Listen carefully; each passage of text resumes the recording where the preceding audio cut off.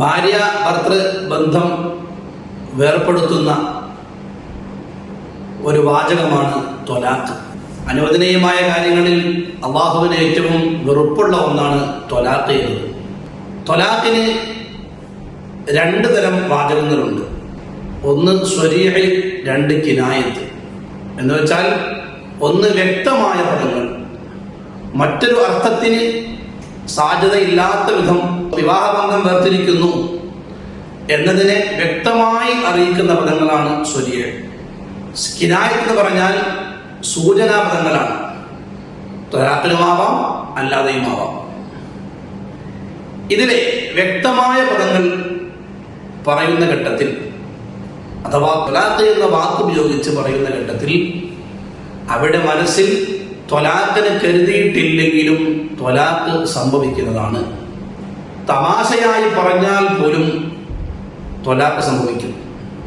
ഉദാഹരണത്തിന്, ഒരു വ്യക്തി തൻ്റെ ഭാര്യയുമായുള്ള സാധാരണ സംഭാഷണത്തിനിടക്ക് തമാശയിൽ നിന്നെ ഞാൻ ത്വലാഖ് ചൊല്ലി, അല്ലെങ്കിൽ ദേഷ്യം പിടിച്ച സംസാരത്തിനിടയിൽ നിന്നെ ഞാൻ ത്വലാഖ് ചൊല്ലി എന്ന വാചകം പ്രയോഗിച്ചാൽ അവിടെ ത്വലാഖ് സംഭവിക്കും.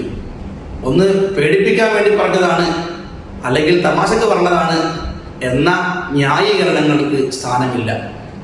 ത്വലാഖ് എന്ന വാചകമാണ് ഉപയോഗിച്ചത് എങ്കിൽ അതിൻ്റെ പൂർണ്ണമായ പദം പറയലോടുകൂടെ തന്നെ അവിടെ വിവാഹബന്ധം വേർപ്പെടുന്നതാണ്. എന്നാൽ ചില സൂചനാപദങ്ങളുണ്ട്.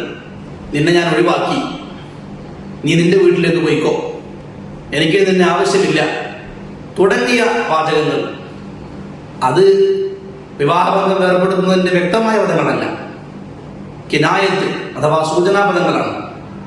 ഇത് പറയുന്ന വ്യക്തി ത്വലാഖിനെ മനസ്സിൽ ഉദ്ദേശിച്ചിട്ടുണ്ടെങ്കിൽ ത്വലാഖ് സംഭവിക്കും, ഇല്ലെങ്കിൽ സംഭവിക്കില്ല.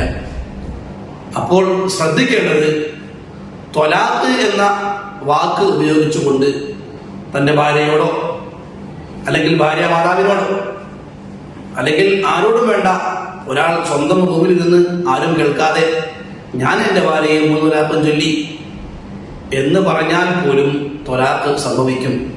അത്തരം വാചകങ്ങൾ നാവിൽ നിന്ന് വരാതെ സൂക്ഷിക്കുക.